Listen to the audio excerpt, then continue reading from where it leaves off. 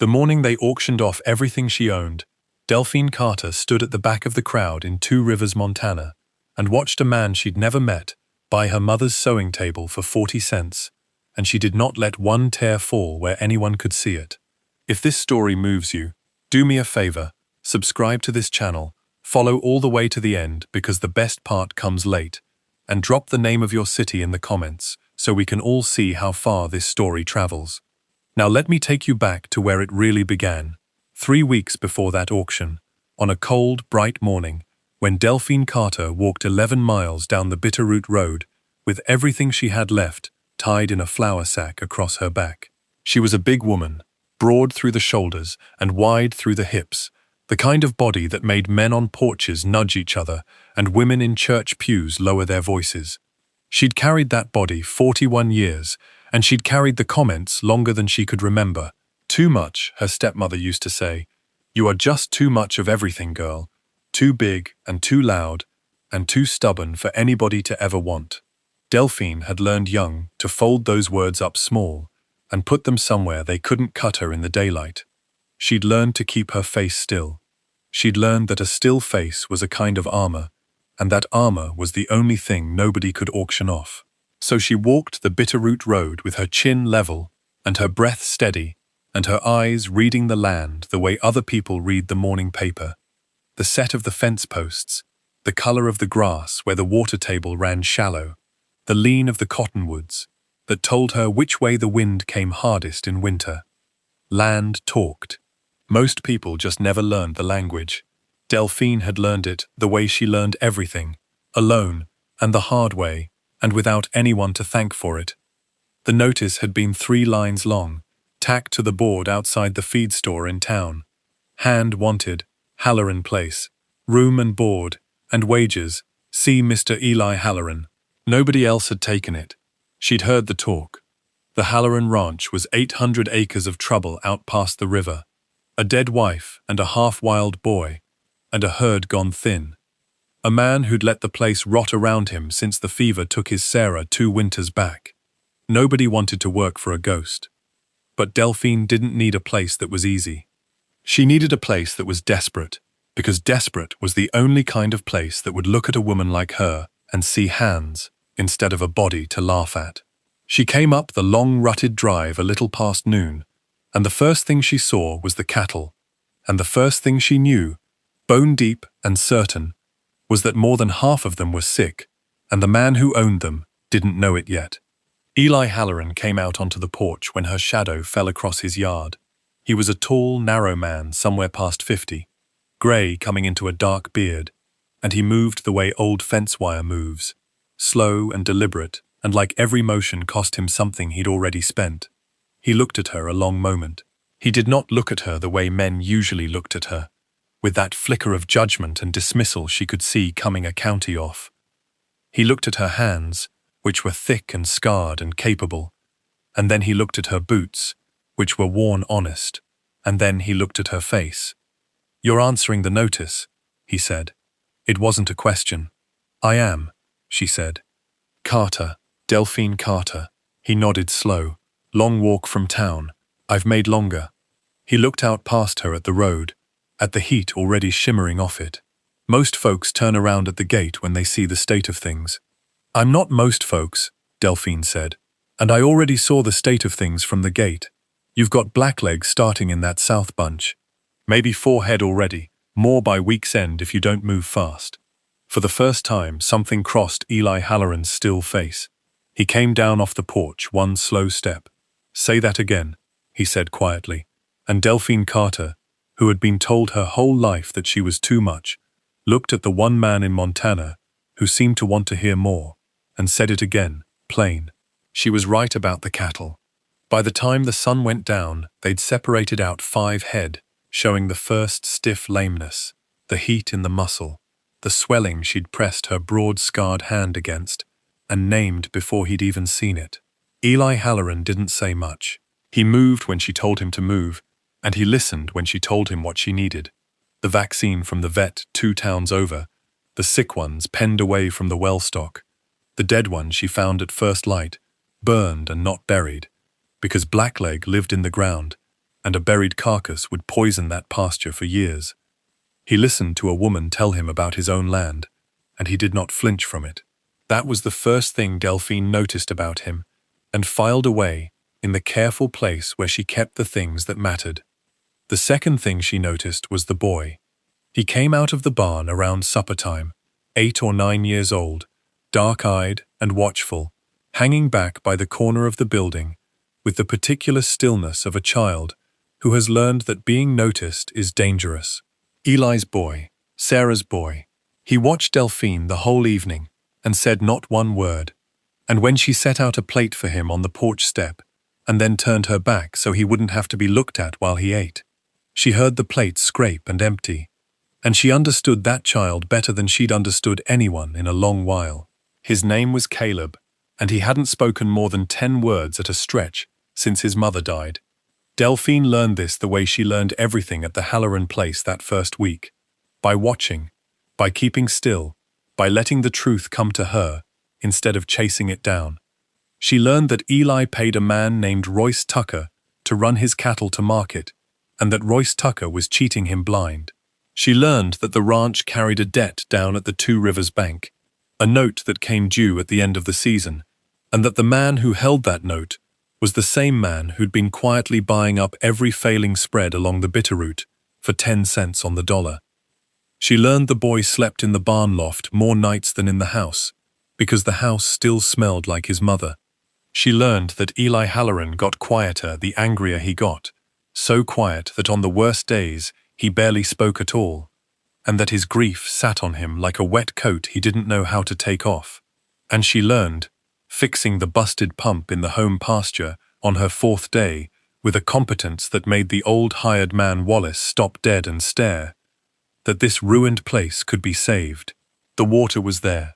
The grass was there, under the neglect. The bones of it were good. It only wanted somebody who could read it, and somebody stubborn enough not to quit. And Delphine Carter had spent 41 years becoming exactly those two things. The trouble had a name, and the name was Augustus Pruitt.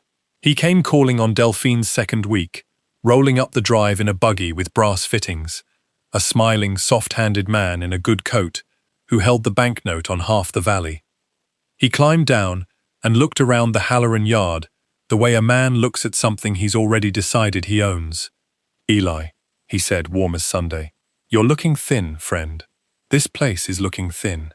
Then his eyes found Delphine where she stood by the corral, and the smile didn't change, but something behind it sharpened. "And who's this?" Eli's voice came flat. "Hired hand." Pruitt's smile widened. "A hand," he said, drawing the word out, looking Delphine slow up and down, in a way that was meant to be heard as well as seen. "Well, I suppose a drowning man grabs whatever floats." He laughed gently, like it was a kindness. Delphine said nothing. She'd heard 10,000 versions of that laugh, and she'd long ago stopped giving men like Augustus Pruitt the gift of a reaction. She just looked at him with her still face and her level eyes, and she filed him away in the careful place, every soft, poisonous word of him, because she had already understood something it would take the men around her weeks to see, that Augustus Pruitt did not want this ranch to survive, and that the kindest-sounding man in the valley was the most dangerous thing on it. What Pruitt didn't know was that Delphine Carter could read a ledger the way she read a pasture. She'd kept books for a freight company in Kansas for 6 years before the owner's son decided a woman who looked like her embarrassed the firm, and she'd kept books for a church and a general store and a mining concern before that, and numbers had never once laughed at her or called her too much. So when Eli, in his slow, reluctant way, finally let her into the cluttered little office off the kitchen to make sense of the accounts, she sat down at Sarah Halloran's old desk in the long gold light of late afternoon, and she found the whole shape of the trap inside an hour. Royce Tucker was skimming a third of the cattle money before it ever reached Eli's hand, and the figures matched, almost to the dollar, the interest payments Eli owed Augustus Pruitt, which meant Tucker wasn't just a thief, he was Pruitt's man, bleeding the ranch slow so that when the note came due, Eli would have nothing, and Pruitt would take the 800 acres and the water rights that came with them. the water rights that fed half the valley, for the price of a bad debt. Delphine sat very still in the gold light, with the proof of it under her scarred hands. Then she got up, and she went to find Eli, because some things a person does because it's just plain right, and warning a decent man that he's being robbed was one of them. He didn't believe her at first. Not because she was a woman, and not because of how she looked. She'd give him that, always, that he never once doubted her for those things, but because Royce Tucker had run cattle for his father before him, and Eli Halloran was a man who held on to trust past the point where it served him, because trust was one of the few things the fever hadn't taken. Tucker wouldn't, he said, quiet, the way he got quiet. He would, and he has, Delphine said. And I can show you in the numbers, but numbers won't be enough for a court, and a court is where this ends if it ends right. She laid it out for him plain at the kitchen table, while Caleb listened from the loft ladder, where they both pretended not to see him. She told him she needed the original tally sheets from the last 3 drives, the ones Tucker kept, because her ledger showed the lie, but Tucker's own hand would prove it. She told him it meant going careful and slow and giving nothing away, letting Tucker and Pruitt believe the ranch was still the easy dying thing they thought it was. And Eli Halloran looked at this woman who had walked 11 miles into his ruined life and started saving it before he'd even paid her first wage, and he said the thing that would turn out to matter most of all the things he ever said to her. He said, "All right, Delphine," her first name, the first time, and she felt it land somewhere the armor didn't reach. The next weeks were the good ones, the quiet ones, though Delphine knew enough about her own life to know quiet never lasted, and was only ever the breath before the next hard thing. She got the south herd through the blackleg, with only the 5 lost. She got the home pasture watered, and the second well dug out and running. She got Wallace, the gruff old hand who'd said maybe 40 words to her the first week, to start saving the best of his words for her, which from Wallace meant a grunt that sounded like approval, and once a whole sentence of it. "You know cattle better'n any man Eli's hired in 10 year, and I been here for all of 'em." Coming from that flint-faced old man, it was practically a sonnet, and Delphine kept it in the careful place with the rest of the things that mattered. Mostly, though, the good weeks were about the boy. Caleb started coming to the barn when she worked. Then he started handing her tools. Then, one evening, mucking out a stall beside her in the lantern light, he started talking about his mother, about the bird's nest in the eaves, about whether Delphine was going to leave like everybody always left, the words coming out of him in a flood after 2 years of silence. And Delphine kept right on working so he wouldn't have to be looked at. And she said, "I don't leave places that need me, Caleb. And this place needs me. So." And the boy worked beside her and didn't say anything else, but he stood a little closer, and that was its own whole language, and she understood every word. But Augustus Pruitt did not get rich by letting drowning men learn to swim. He came to understand, through Tucker, that the Halloran place was turning, the cattle healthy, the books in order, a debt that had looked certain to swallow the ranch, now looking like it just might get paid. And he understood, too, that the thing that had changed was the big quiet woman doing sums at Sarah Halloran's desk. So Pruitt did what men like Pruitt always do. He went after the weak point. Except he'd misjudged, the way his kind always misjudged, which one was the weak point. He started in town, soft and smiling, a word here and a word there, that the Halloran man had a colored woman living out at his place, that it wasn't decent, that a motherless boy shouldn't be raised by a creature like that, said the way Pruitt said everything, with a sorrowful shake of the head, as a concern, as a kindness. The talk went around Two Rivers like fever through a herd, and it found its way, the way that talk always does, to the ears of Mrs. Eunice Vance, who ran the church social, and the school board, and the opinion of every God-fearing woman in the valley, and who took it upon herself to ride out to the Halloran place one hot afternoon and tell Delphine Carter, to her still and level face, exactly what the decent people of Two Rivers thought of her. Eunice Vance was not a wicked woman, Delphine saw that even standing there in the yard taking the worst of it, because Delphine had spent a lifetime learning to tell wicked from wounded, and what stood before her in its stiff black dress with its trembling righteous chin was a frightened woman who'd buried 2 children and a husband, and had nothing left to hold on to but the rules, because the rules were the last thing in her world that hadn't betrayed her. So Delphine didn't fight her. She let the woman say her piece about decency and propriety and what people were saying. And then, in the quiet after, Delphine said, "Only, your boy, the little one you lost, was it the croup or the diphtheria?" Eunice Vance went white. "How? Because I know the look of a woman who sat up nights she couldn't save somebody," Delphine said, gentle as she'd ever said anything. "I'm not here to take a child from anybody, Mrs. Vance. I'm here because a child in that house had nobody sitting up nights for him, and now he does. You can think whatever you need to think about me, but don't you carry a lie that I'd hurt that boy, because we both know what it costs to lose one, and I won't have you adding my name to your grief." Eunice Vance got back in her buggy without another word. But she didn't drive straight home.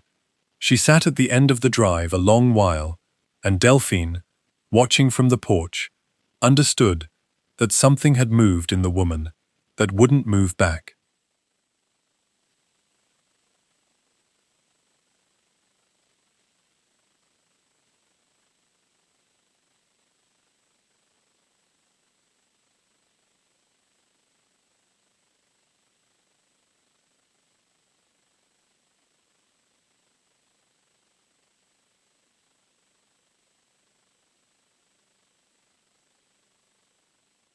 The cattle drive money was due to settle, the banknote with it, and Augustus Pruitt had arranged it all to happen on the same day, in the same place, the wide, dusty street outside the Two Rivers Bank, because Pruitt was a man who liked his victories witnessed, who wanted the whole valley to watch Eli Halloran sign his ruined ranch away, so they'd all remember who held the rope.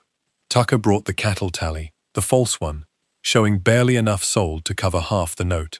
Pruitt stood on the bank steps with the papers ready, smiling his Sunday smile, and a crowd gathered the way crowds do, the same faces that had nudged and whispered, Eunice Vance among them, and Wallace, and somewhere at the back, holding tight to Delphine's skirt, the boy. Eli stood grey and still and beaten in the street, and Pruitt said, warm and loud so the whole street could hear his kindness, "Eli, friend, nobody wanted it to come to this. But a man's got to face his accounts." And Delphine Carter stepped forward out of the crowd and said, in a voice that carried clean down the whole dusty length of the street, "Then let's face them, all of them, out loud." She had Tucker's own tally sheets. She'd gotten them 3 nights before, the originals in Tucker's own careless hand, and she'd sat at Sarah's desk in the gold light matching them line by line against the bank's posted record and her own ledger. And now she read them out to the street, plain and slow, the way you'd read scripture to children. The number of head that left the Halloran range. The number Tucker swore he'd sold. The third that vanished in between. Drive after drive, season after season, and where the money went. Into accounts that paid down, to the dollar. The interest Eli owed the man standing right there on the bank steps. "You didn't lend him money to help him," Delphine said. And she wasn't loud now. She didn't need to be. The street had gone dead silent. "You lent it to drown him slow, and you paid Tucker to hold his head under, and you waited. For the water rights. For the whole valley's water. That's what 800 acres is worth to you, and it's the only thing about Eli Halloran you ever cared to count." And Augustus Pruitt, who had been smiling through all of it, made the one mistake men like him always make at the end. He let the smile drop. He looked at the big black woman who had ruined him in front of the whole valley, and his soft face twisted, and he said the contemptuous thing he truly felt, loud, before he could stop it, and the whole street heard exactly what he was, and the smiling was over for good. It was Eunice Vance who moved first. She walked out of the crowd to stand beside Delphine in the street, stiff black dress and trembling chin, and she said, to Pruitt, to the town, to herself most of all, "I'll witness those books. I can read a ledger same as anyone, and I'll swear to what she's shown us in any court in the territory." Then Wallace came and stood on Delphine's other side, and then a rancher named Co-48, whose own spread Pruitt held a note on, and then another, and another, until it wasn't a hired woman alone against the bank steps anymore. It was the whole Drowning Valley standing up out of the water at once. The territorial marshal took Tucker's tally sheets into evidence that same week. Pruitt's notes got bought out by a consortium of the very men he'd meant to ruin, on terms that let every one of them keep their land and their water, and the Halloran debt got paid in full out of the real cattle money, the money Delphine recovered when Tucker, facing prison, gave up where he'd hidden it. Eli Halloran kept his 800 acres and his water rights and his good name, and he stood in the dusty street with his boy's hand in his and looked at the woman who'd walked 11 miles into his ruin and refused to leave it. And for the first time in 2 years, in front of the whole town of Two Rivers, Eli Halloran smiled. The ranch came back the way good land always comes back when somebody finally reads it right. Within 3 years, the Halloran place ran more healthy head than it had in Sarah's day, and the second well Delphine dug became 4, and ranchers from 2 counties over rode out to see how she'd brought the south pasture back from poison, and the spread that the whole valley had called a ruin got called something else now. A show place, the hands said, the prettiest working ranch on the Bitterroot, a hidden gem come up out of the dirt. Delphine ran the books and the breeding and the water, and Wallace deferred to her without ever once saying so out loud.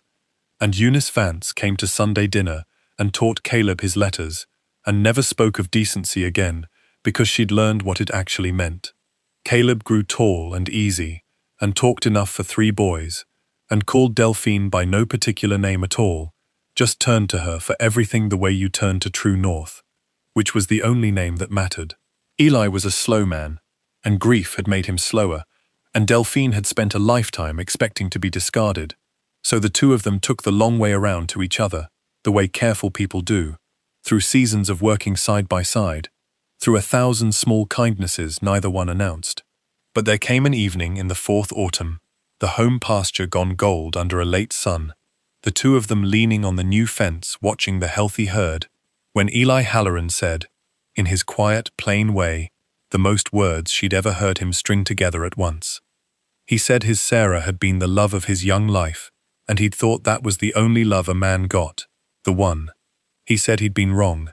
He said he'd watched this woman walk into the worst season of his life and read his ruined land like a book and save his boy and his name and his every acre, and that somewhere in all of it he'd come to understand that the thing the whole valley had laughed at, her size, her color, her too-muchness, every quality the world had shamed her for, was the exact set of things that had saved every soul on the place, that her bigness was the reason she'd stayed, and that he didn't want a single thing about her 1 ounce different.